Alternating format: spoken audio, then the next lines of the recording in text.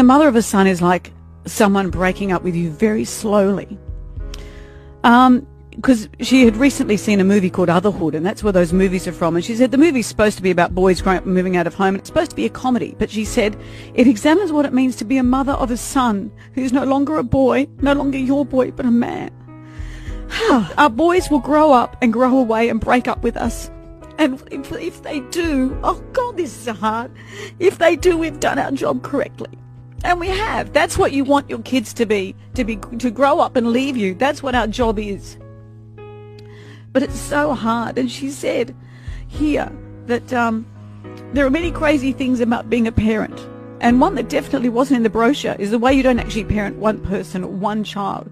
You parent very differently. You have a newborn, a baby, a toddler, a schooler, a primary age kid, a preteen, an adolescent, a full-blown teen, a young adult, and then an adult. And they all answer to the same name, and they all call you Mum. And you never notice. I can't even read it on Bryce, Mum. You never notice the inflection point where one morphs into the next.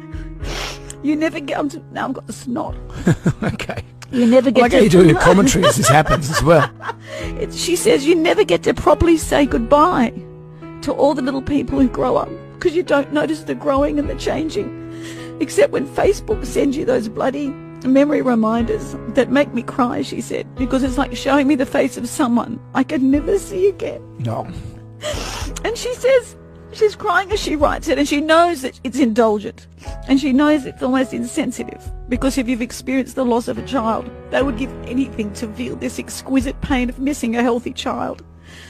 And she says, while I know they love us, their lives no longer spin around us. They don't no longer have their mother as their main axis. We are not the sun around which they spin. It'd be very weird if it were, she said, and I know that logically. And she goes on to say how great it is to have tall people in the house that can get down things from tall cupboards.